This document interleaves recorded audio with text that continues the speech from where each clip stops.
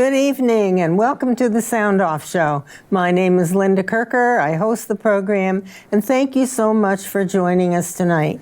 I'm always happy when I know there are folks out there watching the show, and I know you are because people stop me in the stores and tell me they watch the show on a regular basis, and that always makes me very happy. So thank you for that. And we are knee-deep in, well, not snow right now, but in the heart of winter, and I guess it's going to get really cold tonight, so put on your long johns.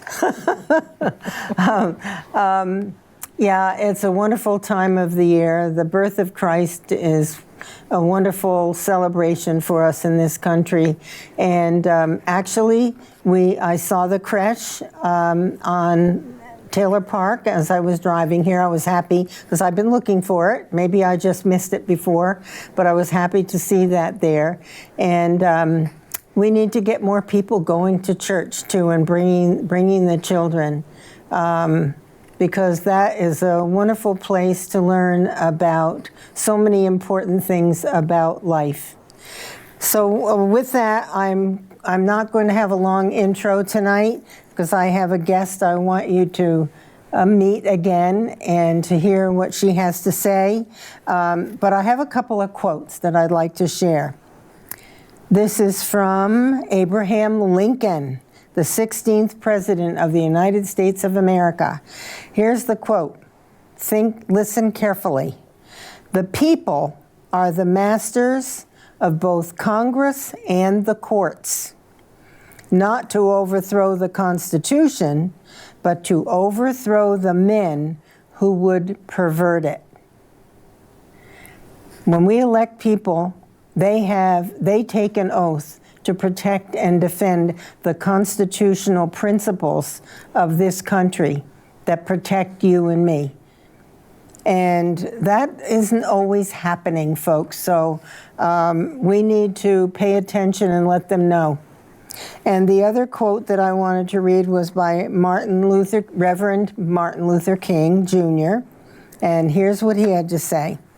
"The group consisting of mother, father, and child is the main educational agency of mankind.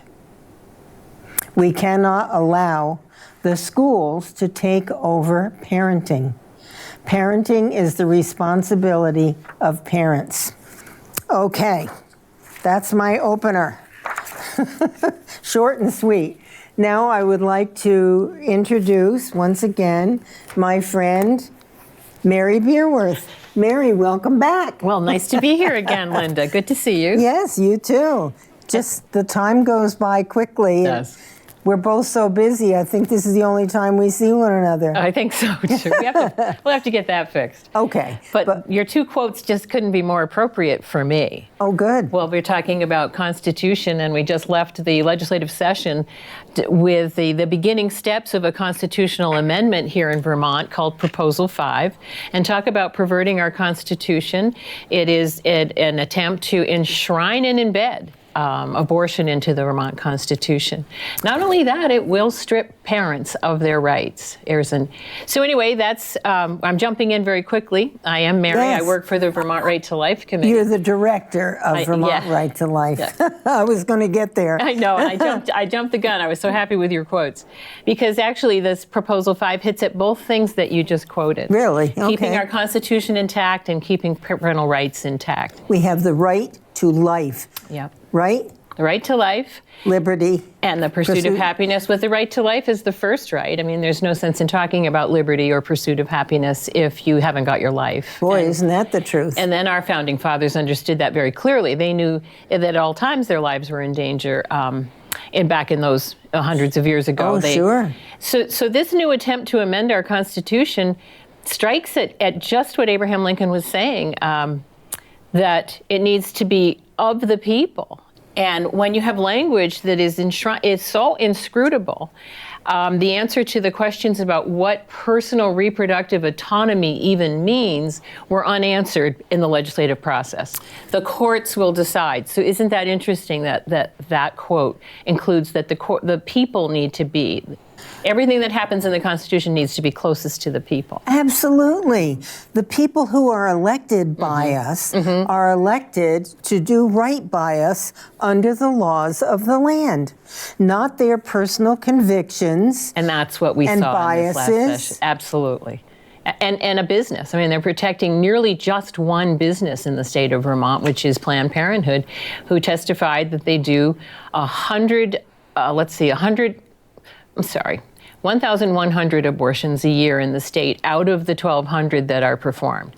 And so what this constitutional amendment will mean, and plus H57, if any of our listeners remember that, is that their business is enshrined and protected by all kinds of statute now, that we can't interfere in any way, not for the health and safety of our daughters or the health and safety of women, not for requiring a physician, nothing. I mean, all through all 9 months of pregnancy. And now they want to take what is now in statute and enshrine it in our Constitution forever. We have the right to life already in our documents. We don't need something to the contrary in our state constitution. Well, that is what people need to be aware of. It is called Proposal 5. It'll also be referred to sometimes as Article 22. But to go further for what your second quote about the family and parents and rights, personal reproductive autonomy has no age in that. There's no age in that little phrase right there. So you're stripping parental rights, the age of consent, and a host of many more problems by guaranteeing that our Constitution will protect your personal reproductive autonomy. That means a child can decide on sterilization. There's a lot of kids talking about that as the climate change conversation turns to the solution is fewer children. We're hearing young people say, I'm not going to have any children, I'm going to be sterilized. They'll be able to make that decision under this. A lot of young people aren't even getting married these days. Yep. The whole societal norms. The fabric is coming apart. Exactly. And the structure of our society, strong families. For number one. And learning to care for our family members. We're not preparing our children to love a new sibling or to move over and make room for that new sibling, nor are we preparing them to care for elderly parents who are living longer and longer. And that was once upon a time a given. Oh, yes. Yeah. Well, we have some battles to fight, as you know, and you've been fighting them for a long time, Mary, and things tend to just seem to get worse. Well, I think we need to hit rock bottom, and we need to expose many things. So they took up this, huge effort to embrace and enshrine in statute unlimited, unregulated abortion right to the moment of birth in the State House, and then enshrine it in the Constitution. But they risked a lot of exposure by doing that. So there's a lot of awakening out there among Vermonters. And we're hearing from a lot of Vermonters. Good. I just didn't know. This is outrageous. And so it's an opportunity. So in our messaging, we are saying we're facing our greatest challenge and also our greatest opportunity, because this is now it's time to really look about what we're saying. When there's a challenge, there is an opportunity to combat it. Yep. And move public opinion. Yes. And we were talking earlier about a public opinion poll, and so inside the State House, they think that if you say you're pro-choice, that you embrace abortion on demand throughout all 9 months of pregnancy and the radical agenda of the Planned Parenthood and others that lobby for abortion. And in fact, a new public opinion poll has just exposed that a very small number embrace that ideology. Just open options to abort. And with a callous disregard for the life and the suffering of that unborn child, especially as that child develops closer to birth.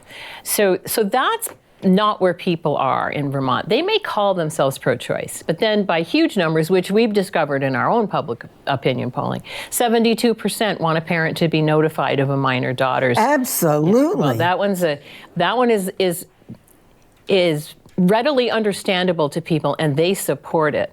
But the State House rejected an amendment, in the House rejected it completely. As we have discussed in the past, Mary, when you've been on the show, think of this. You talk about young people in today's world. let's say in our state. And all of the drug use and the vaping and all of these things that are going on that are destructive and unhealthy. If a young girl becomes pregnant and she doesn't want her parents to know, okay, because she's embarrassed or they think they'll be angry or whatever. So she goes to Planned Parenthood and has an abortion, and then in her mind she's thinking about what she's done, this little life growing in her, and she's chosen to destroy it. So she could be having a lot of emotional problems and acting out or withdrawing and being depressed or whatever it might be. And her parents have no idea what is going on with her. And those stories play themselves out in Vermont on a regular basis, and we hear a lot of the stories once the exposure happens. And even more dramatic is a young girl who's actually in an abusive situation, who not only aborts under pressure from a man who has everything to gain by keeping it a secret that he has molested a young child, a young girl. She goes back to that same abuse unless there's some interruption, and who cares about her the most? And that's her parents. And the first question, I've always said, the first question her father is going to ask is, who's responsible for you being pregnant? And then we have two young people, or possibly the exposure of an older predator. And then I always think of all the discussion of human trafficking and how are we covering up by abortion some of the human traffickers that are abusing these girls, and eventually they're likely to get pregnant or have STDs or anything. Are we ferreting out those young women and trying to interrupt what is a horrible, frightening nightmare? Terrible. It is terrible. So that's one thing that they readily agree when in our public opinion polls about excluding abortion, but calling it a crime to deliberately harm somebody else's unborn child, or through intentional act or through gross negligence. They don't want to put any of those things. Well, no, through the public opinion poll, Vermonters support that in a big way. 72% of Vermonters think that should be a crime in Vermont. Say it again. I'll say it a little more slowly. And also there's the example of Patricia Blair, who was 6 months, 24 weeks pregnant with her viable unborn twins when the car crash, and the other driver was high on drugs, and both babies were killed. And the headline in the Vermont newspapers was no fatalities as a result of the crash. Yet she was holding her perfectly formed and would-be viable babies. So that sort of thing there should be a penalty for. So that woman repeatedly on drugs, she'd been arrested before for driving under the influence, got away with just a slap on her hand. And the one who caused the crash. The accident. There's no recourse to Vermont law.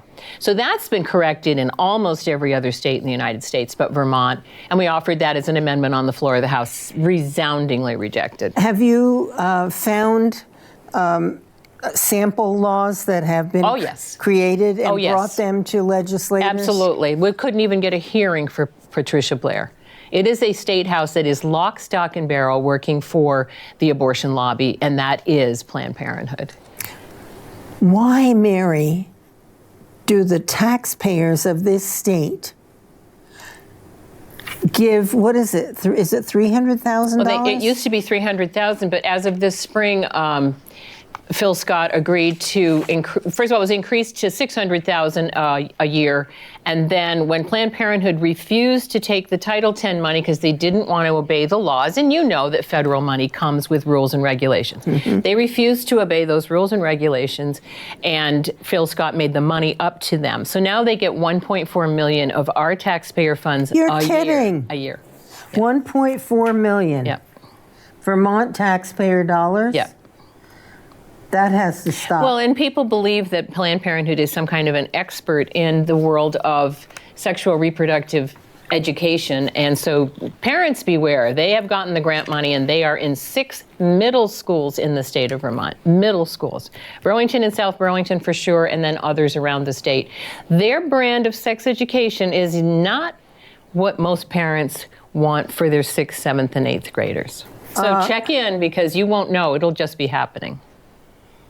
Boy, I'm going to do a little checking in my community. Do a little checking, and all the school nurses' office have contraception right there now. So for middle schools, and yet somehow it's against the law to be sexually active at such a young age.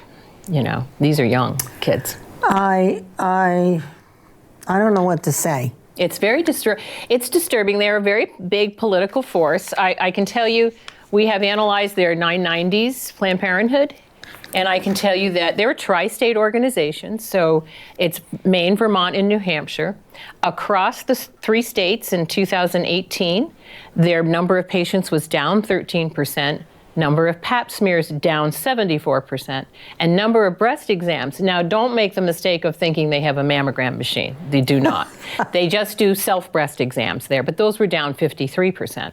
But what's up at Planned Parenthood? Activist recruits and cash transfers to Planned Parenthood's political arm. So when they got the money from the state funds substituted for the federal dollars here in Vermont, just so I explained, now it's up to 1.4, they moved $1 million into their political action fund.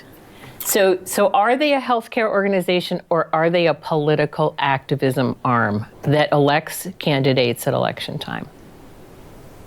I'm really proud to share that most of the Franklin County delegation did not support H57, nor did they support Proposal 5. However, 3 Franklin County legislators did support abortion for any reason up to the point of delivery. So I don't even know what to say, Mary. Well, it's inside the State House and outside the State House. If you were inside, you would see this incredible intoxication, like headiness. Now, it comes from a rebellion against Brett Kavanaugh getting a Supreme Court seat. Get over yourself. And there's a tremendous and viral, virulent hatred of Donald Trump. So those were in some of their speeches. This is what was driving that What train. about Vermont and the people of Vermont? Deal with your state. That's what Yeah, and if they were listening to the state, then they would have accepted amendments like parental notification and protecting a wanted unborn child from harm. But they rejected those things and went. I mean, the atmosphere inside the State House, you have to understand, was high-fiving and cheering for abortion rights, while those who had a sense of the value of human life were so dismayed, as you're feeling right now. There were 40 at least of those in the State House who were just dismayed by the behavior. When a lot of issues are not being dealt with, and yet abortion was the centerpiece of the whole entire legislative session. Is there any way to check and find out how much Planned Parenthood money is funding candidates? So they're pretty clever. Is there a record? Well, first of all, there has been a record, a little harder to find in the last election because they kind of combined forces with some of the activist organizations like Rights and Democracy, Black Lives Matter, and some other organizations, so they kind of pooled their money. However, when H57 was on the floor, Planned Parenthood sent a letter by email to every member of the legislature threatening them that they were watching their votes, watching any votes on amendments, and would be grading them at election time on how they performed. Now, I should know this. There's Prop 5. Proposal 5. Yeah. That's the constitutional amendment for personal reproductive autonomy. Yes. And then H57 is passed and signed into law. So and now that's the abortion. So both deal with abortion. So the H57, now Act 47, enacted into law. It's signed, not signed it's by not the governor. H57. It's not anymore. That was its title when it was a piece of legislation. Now that it's been signed by the governor into law, it is Act 47. You can look it up, and it's an easy read. There is not a single mention of care or concern for the unborn child. It's just women's rights. It's easy to read and it's easily understandable. We are not misinterpreting that. But, and you were asking me, and Proposal 5 will be on your general election ballot in 2022 for Vermonters to vote on. And when they vote, we just need 50% to say no plus 1. 51% will get us a defeat for that legislation. Wow. For that proposal. Public vote. It's a public vote. It's a ballot initiative. There will be, it's going to be confusing because not only is that language confusing, personal reproductive autonomy doesn't necessarily conjure up abortion. Now, the Legislative Council on Proposal 5, Vermont Right to Life, the Attorney General's Office, and the ACLU all said this should be clarifying language that it's about abortion, and the committees rejected that. So this is purposefully deceptive. Okay, so that was a lot of heavy hitters saying this is not clear what it really means. Now, which election is this going to be? That's 2022 on your general election ballot. So there's going to be another election coming up, and that new seated legislature will vote on Proposal 5 again. So there might be some shifting of candidates that, who run again, and we'll see what kind of seats are shifted. But it was a pretty big majority voting for Proposal 5. Well, you have such an imbalance. It's super majority and in favor. It's about 75% Democrat. Even a little more, yeah, in with the House progressive. and Senate. Mm-hmm, mm-hmm. So there has to be, it's going to have to be a gradual change of the distribution of Republican and Democrat. So I anticipate that it won't be a big enough change. I think that this language, personal reproductive autonomy, is headed for that general election ballot. And we will have our opportunity. And so we've developed a campaign. I'm really excited about it. A lot of people love it. Good. This is going to be the Vermont Right to Life motto. And I don't know if you can see that. I don't know if he's in there. He's there. We'll leave it up, and it's you see an unborn child developing with a heart and a heartbeat, the line across like a heartbeat, and it says, "Bring Vermont back to life." Boy, that's great. I like it. I really do. Who came up with that? We have a wonderful guy who supports us. So, there's some people have been awake all night, just so disturbed that there could be no care and consideration. In a day and age when we have 4-dimension ultrasound, we can look at a baby in the womb and know that baby favors the father and mother. The features are so clear and so beautiful.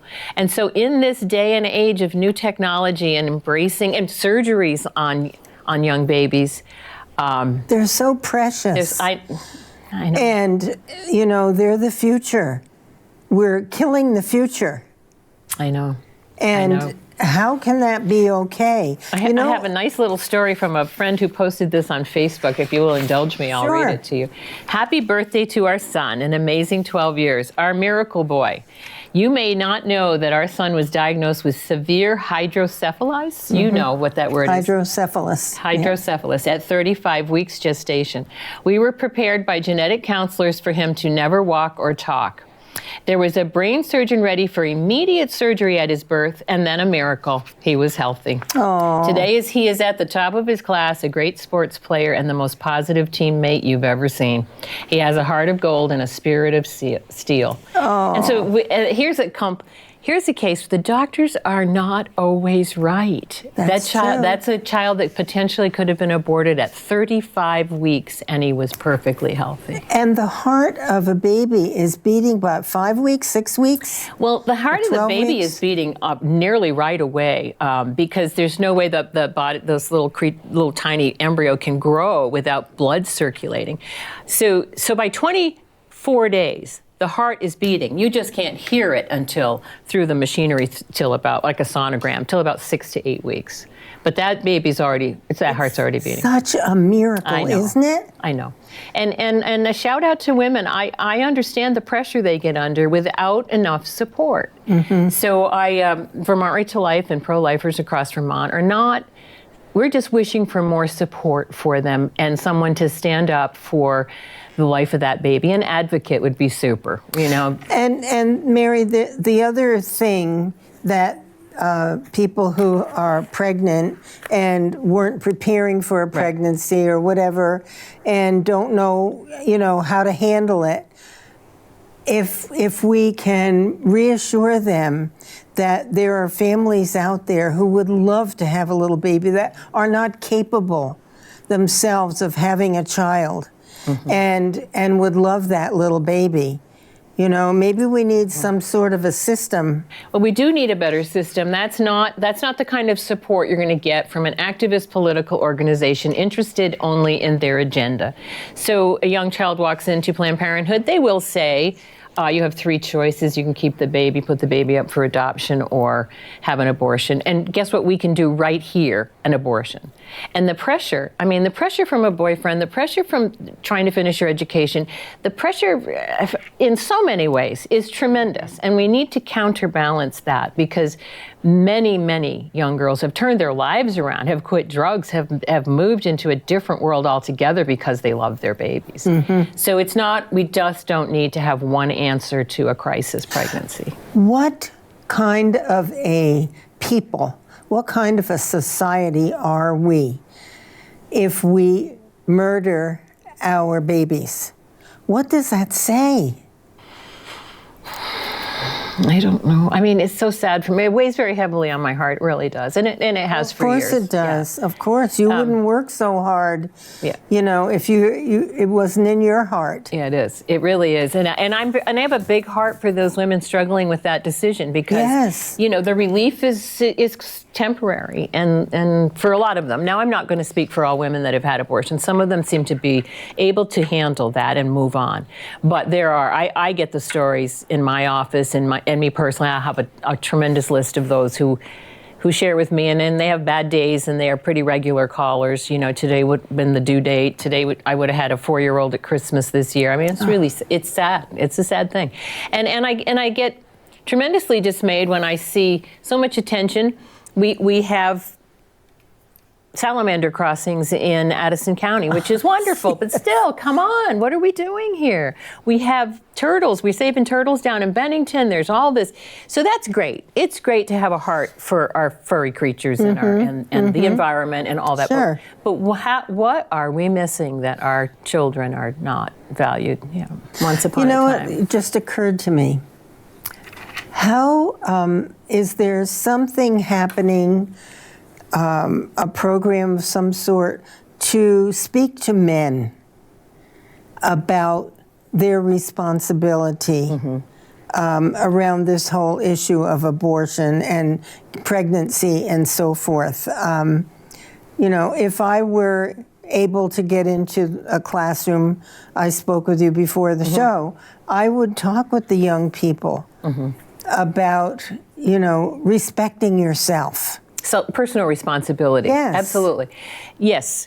But the thing is, under age 57, we'll have to see how this plays out. Under age 57? No, under age 57 Act. Okay, wait a even minute. I know this one. But under that law, this new law, public entities cannot interfere in any way with access to abortion. So we don't know if that might mean no education? That school systems, school nurses can't talk about going to a CareNet or a pregnancy crisis center for care as an alternative to Planned Parenthood. We don't know if we can get into schools and talk to young people anymore.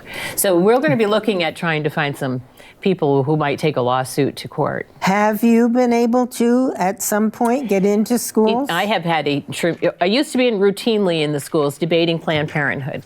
And then it tempered down. I think Planned Parenthood said, we're not going to go anymore, and they wanted to have both sides. I'm not sure what will happen now, but it's been rare for me to get a chance to get into a public school. However, I'm willing, if I can be invited, to go in. Absolutely. Any chance we can present the pro-life story, the pro-life mission, the pro-life goal, I will be there. And it's been wonderful because I've been asked to speak quite a few places around the state. This has generated a lot of concern. Good.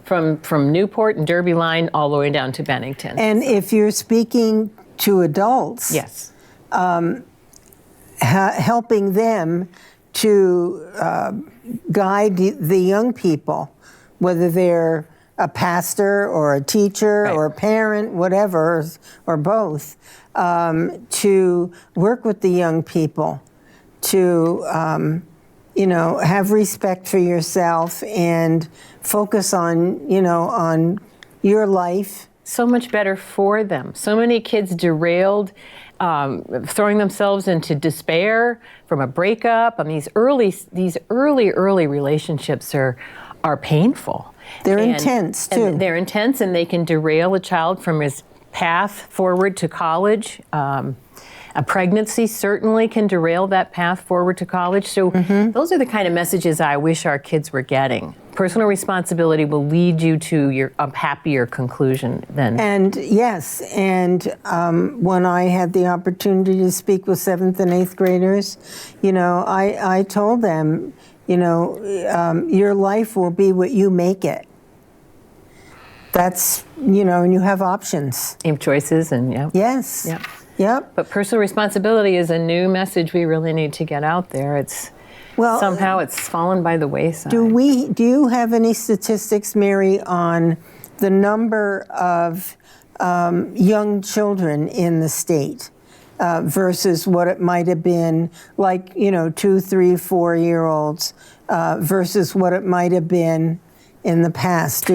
Well, I don't have that. There's no question we have a really high abortion rate compared to a similarly demographic state. But I can tell you this. We've kept track of the statistics. Vermont legalized abortion in 1972. So that opened some floodgates. And from 1972 until 2019, 100,000 babies have been aborted in Vermont. And our governor constantly mentions that our population needs to increase by 100,000 people. Oh, wow. Yeah. So there are taxpayers who didn't have children that would have been taxpayers by now. So if you just want to look at economics, which is not my goal, but just economically, our state would be more vibrant if so people might interpret that as trying to force women to carry baby term. If we were embracing and loving and supportive of all situations and we had a happy resolution for mother and baby, then that would mean economic benefit for our state, more vitality, more care for our elderly. In a million ways, it's a benefit. And so there are states that focus on pro-family policies. North Carolina, all these places, the population's moving to these states. They're tax-friendly, they're family-friendly. Oh. You can build big houses and plan to have more than 2 kids. You can do and you can afford it. You can afford it. Yeah, I know. I looked around down there. The Carolinas, yeah. Yeah, they're beautiful. Oh, yeah. So, folks, by the way, the phone number is on the screen. If you're inclined to want to give us a call, make a comment, or pose a question, we welcome that. We like to hear what your thoughts are, and or if you have any questions for Mary. If anybody knows anything about this topic, it's Mary Beerworth. It's sort of been my life. Yes, it has. And I've been honored to do the job. And it doesn't matter if we win inside the State House, if we win hearts and minds outside. And good news, here's the good news. 2017, with all this focus and all this energy going to abortion rights, the numbers still dropped. The abortion numbers dropped again. So steadily down since 1985. Fantastic. It is fantastic news. Now, nationally, 330 million, no, 1,000, how many? They've dropped from 1.4 million when I started a year in the United States. 1.4 million a year, kept dropping, and now it's around 900,000. That we know of. And most states report, yeah. There's some kind of mechanism to get a good count, so that is what we know of. But in any case, those same numbers have been collected and they steadily drop. So, Mary, if you could wave a magic wand around this issue of abortion, right to life. We have a right to life. And what would you want to do, or what would you want to see happen?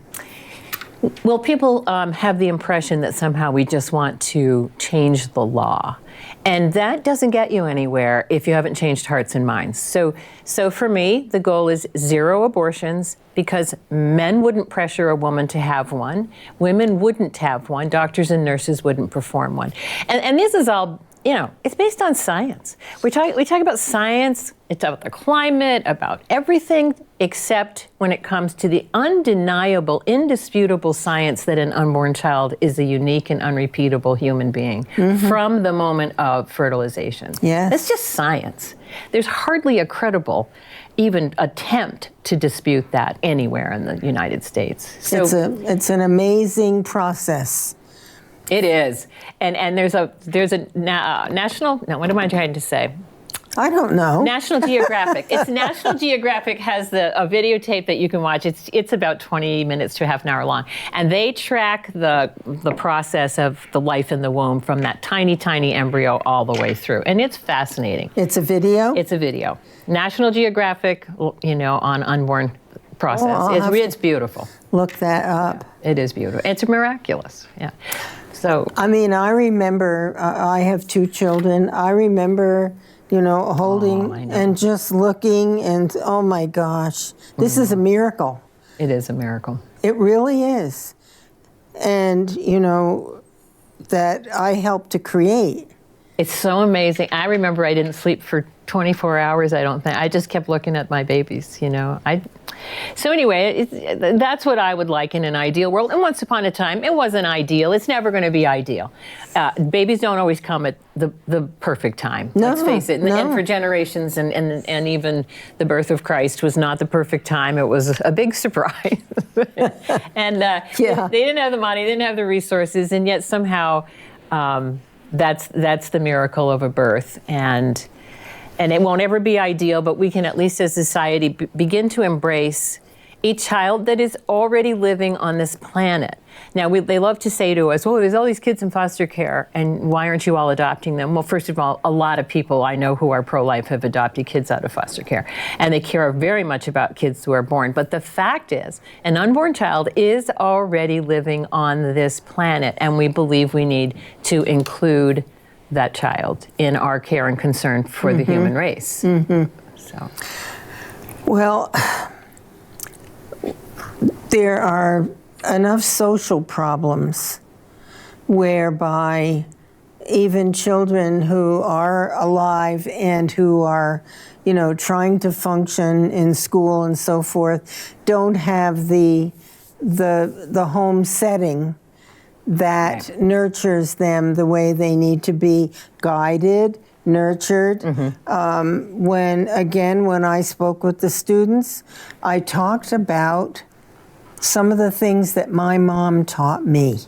I said, I bless my mother every day of my how nice. Life. I do. She died at 47. oh dear. Yep, I was still a teenager, but my mom had prepared me. From the time I was this high, I had a little job to do. And the bigger I got, the bigger the jobs got. And I told the students that. I said, what do you think that did for me? This is parenting 101, okay? My mom was tough, but she was loving. And that's kind of, tough in a healthy way. And that's a great balance, I think. And so that because I had the work ethic, the personal responsibility, the accountability for the kind of job I did, when the tough times have slapped me in the face, I've been able to, because of that upbringing, figure out how to get through. Easy, no. Right, and I think that's one of the false promises our kids get these days, is that it's supposed to somehow be easy and they're supposed to have everything. No. Yeah. And we need to teach them. We do.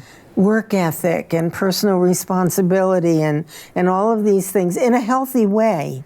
Positive way. Yeah, I mean, my mother had a rubber hose. And I felt it a couple of times, and finally I said, I don't like this. I mean, it was gentle, but it was the idea that my mother was... There were limits to your behavior. Yes. Yeah, I know. I mean, it's really tough on kids out there. They're just too I don't know. Lost. I think they're yeah, lost. they are a bit lost, and it's, parents are just under so much more different stresses than, they're under different stress. Two parents trying to work, oftentimes divorced these days too, which is juggling, kids going back and forth to two different houses. I mean, my heart's with them. It's just that I feel it would benefit them. My personal feeling is it benefits if we increase respect for human life.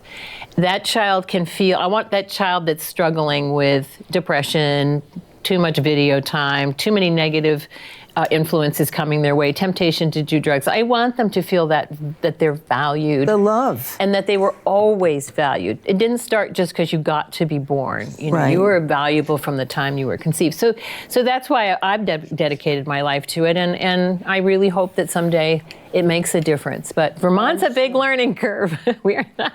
Yes, it is. Now, I need you for, not only for myself, but for the viewers, to remind me, like age 57 is now Act 47. Right. It was signed by the governor. Yes. But what's the specific of that? What are the specifics? Well, the grants absolutely no rights or recognitions to an unborn child throughout pregnancy. It guarantees the right to an abortion, and it protects the abortion business from any interference by a public entity.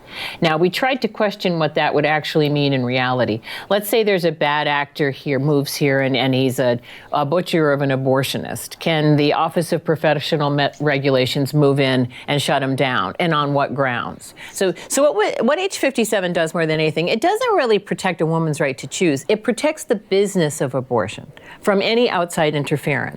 Okay, so Planned Parenthood came in, special interest group, and got everything they wanted to proceed as always with their abortion business. If Ben & Jerry's had come in and said, look, we want to be the only ones who make ice cream in this state. We don't want to adhere to any regulations. We don't want any inspections. We don't want any licensing. The other ice cream makers maybe can do that, but not us. That's what it was like. Wow. Yeah, it was breathtaking to watch. I mean, we just watched kind of in stunned, paralyzed horror as nobody cared what our testimony was. We brought testimony in from some of the biggest experts in the country. Really? And medical professionals describing the beauty of life in the womb, advocating. We brought in Patricia Blair.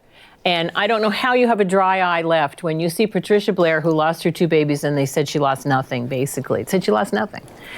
She'll never get over that. Where's the heart? I don't know. There wasn't a tear shed. There really wasn't a tear shed for babies being diagnosed with Down syndrome, and that's the reason they're being aborted. Yet we have all this diversity and everything's, but we're going to say we're going after a boy, baby, and you wanted a girl, you can abort for that reason. Wow. Yes, I mean, it's wide open, there's nothing. And so that's the way the situation has always been in Vermont, but we just, under age 57, we just codified that in statute. We just said, this is permissible. So take a look. I urge everybody to take a look at the bill. It's pretty dramatic. Yeah, I need to do that. And you can find it under age 57 on the legislative homepage, or you can find it under Act 47 for 2019. Okay. You would have to do Act 47, 2019. Okay. So and if I have this minute or two, I would love to say... Plenty of time. Okay, I would love to be able to get in anywhere to speak. Planned Parenthood is with all the cash now that they have. They're traveling the state. They're reaching out to young people everywhere. They were at Castleton last week. They'll get into all the college campuses, and they will be getting voting age students to support this constitutional amendment. Senator Tim Ashe was a big proponent of Proposal 5. He was actually the promoter. He's the Burlington Progressive Democrat. He said on the floor of the House, age 57, that Proposal 5 is much like age 57, only it's written in granite.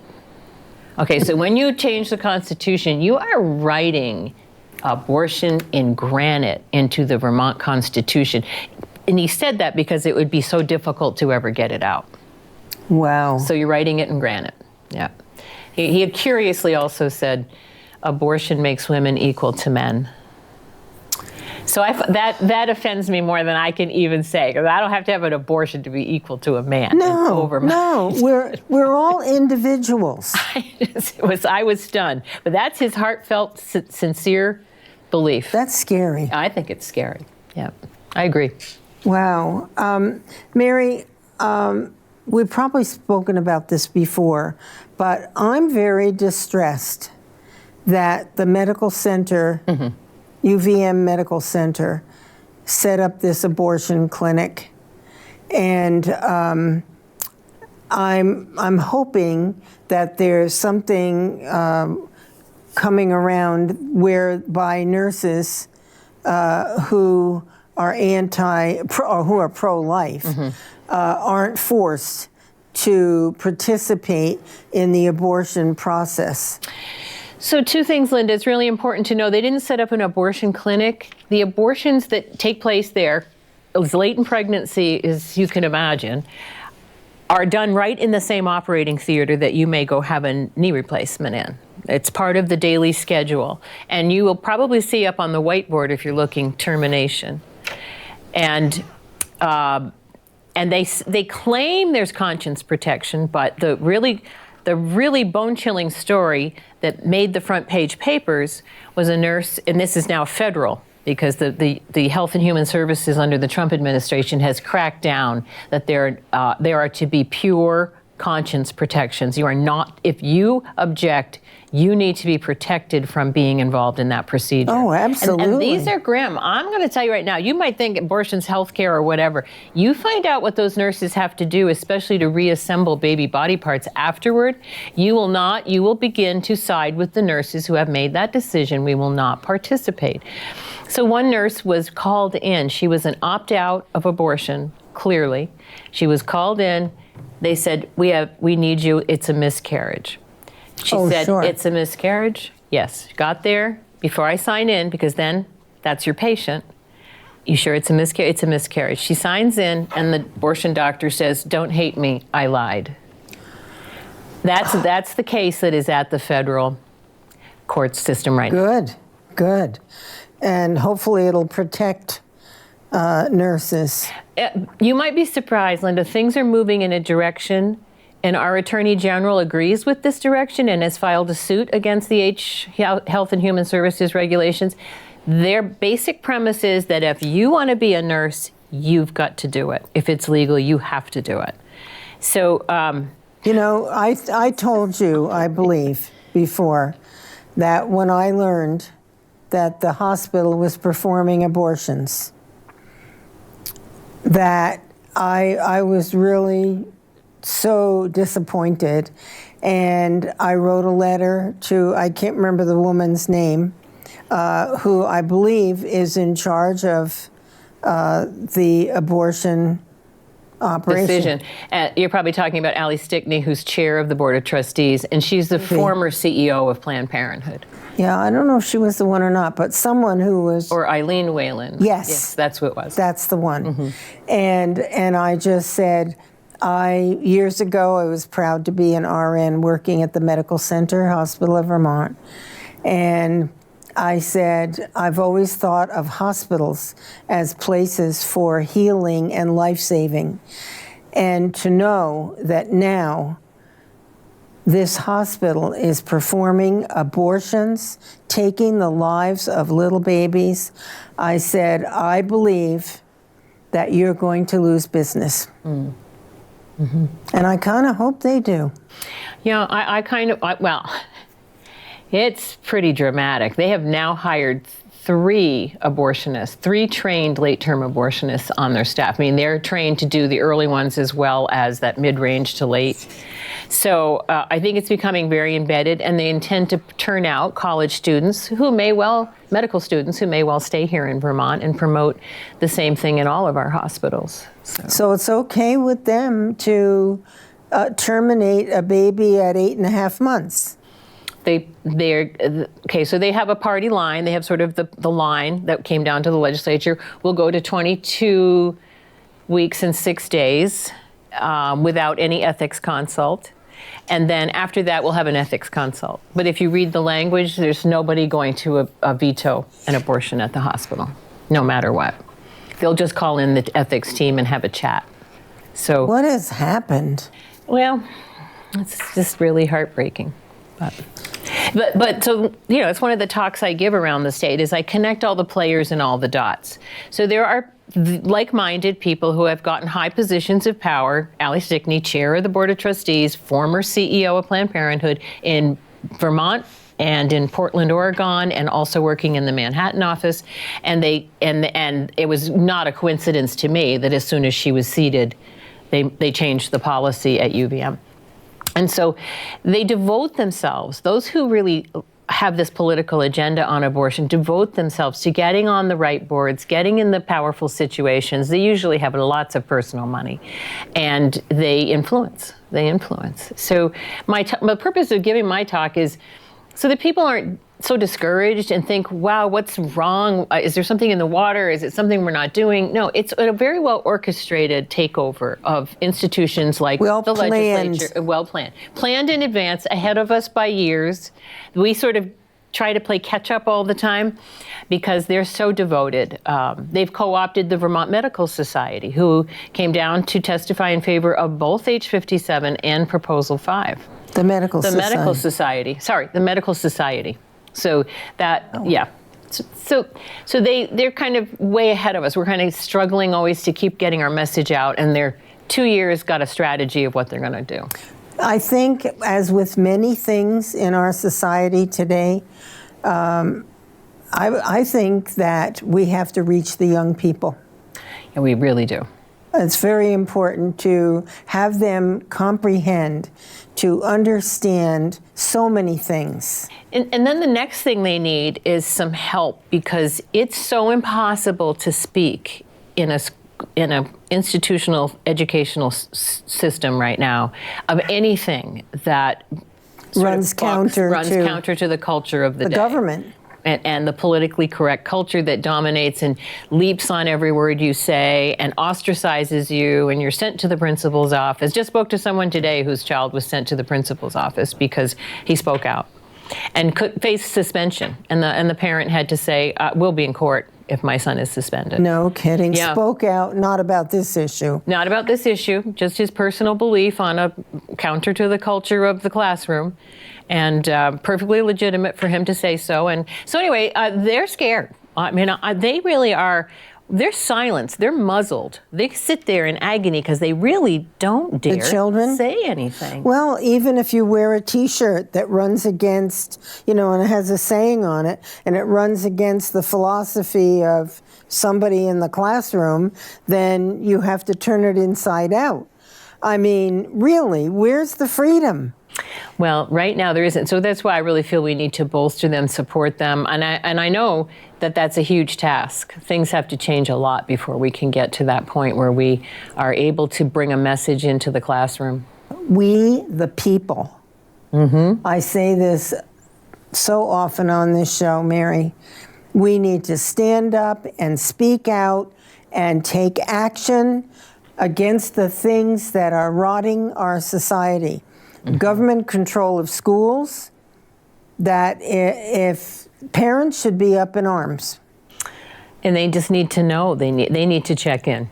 Because I don't think kids come home from some of these very edgy sex education programs discussing some things that a child at 6th, 7th, and 8th grade isn't going to come home and say, hey, you know what they told us in school today? You got to go look into it and check in on your school nurse. See what's going on. You think they'll talk? I don't know. I hope so. See, if you're part of the system, it's very hard. You have the union, mm-hmm. and I have a feeling that they play a big part in what goes on in the schools. I'm very concerned about the philosophy in the schools today. It's not healthy. It's not productive. And when the children don't get a grade, what are you working for?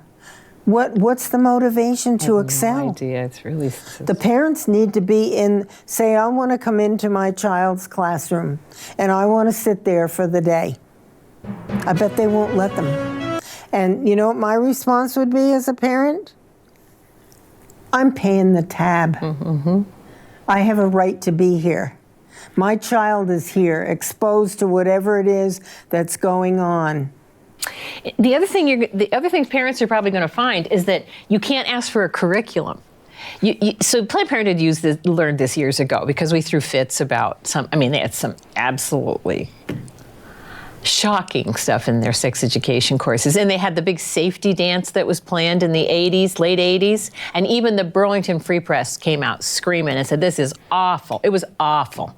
They had relay races with human-sized condoms. They had every kind of imaginable offensive, and it was geared for junior high to high school kids. And it got canceled. Why are they even talking about sex when they need math and social studies? I have no idea. It's a really a risky promotion of early sexual activity. But anyway, find that out for yourself. That's what I said to one student who said, Planned Parenthood does a lot of good things. I said, you know what? I thought that at one time, and you don't have to take my word for it. You can go look it up online. So go look it up. Go find some alternative resources and look it up. But back in the day when we were causing trouble for Planned Parenthood in the schools, they had, you could get the curriculum and it said Planned Parenthood of Northern New England at the bottom. You're not going to see a curriculum.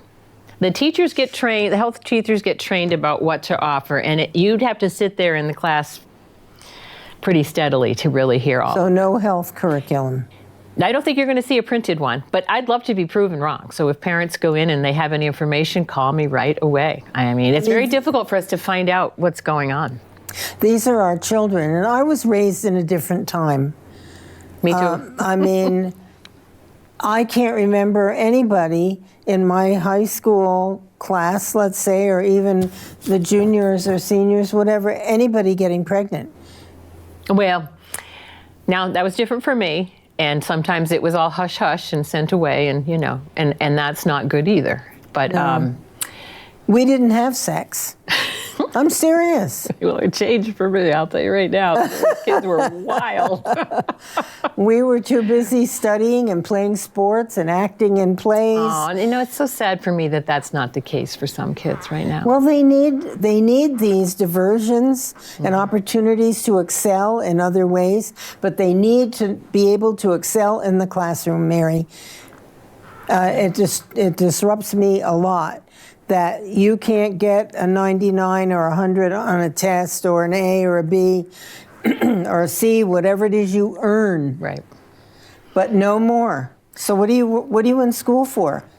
It's really sad. But listen, so the end result of today is they can ask you to come in and they can ask me to come in. I'll go in and ask me to come in. I'd love to talk with the students again. I would too.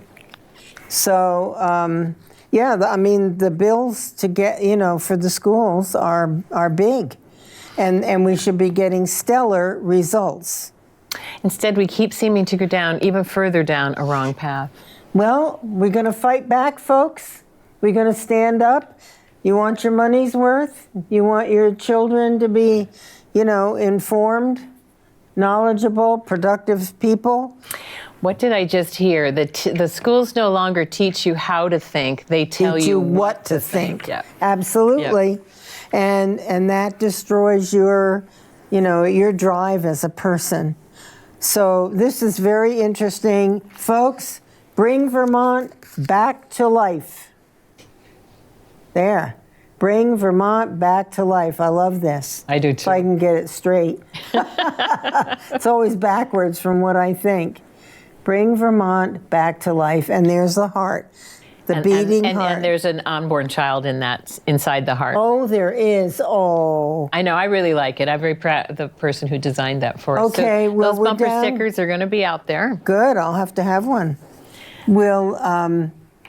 We're down to the last minute. So any parting comment for the viewers? Just thank you so much for letting me come on. Anytime I can spread the word, I'm delighted to be here. I love what you do. I'm so glad you're doing it all these years, Mary. I mean, you're a trooper. And I really love my job. I know you do. And I welcome anyone to find out more about us. You can find us online, Vermont Right to Life, vrlc.net. sign up with us, get our newsletter, keep informed. Perfect. And let's work together to bring Vermont back to life. Back to life. I love that. That's great. Well, folks, Mary, thank you so much for coming on the show again. I appreciate it. Anytime, Linda. Anytime. And folks, I know you didn't call in. You were probably just stunned and mesmerized by the message and all the information that was presented tonight. But we all have a role to play in this. Life is a right in this state and in this country. And so go and enjoy your life. Good night. I'll see you again soon.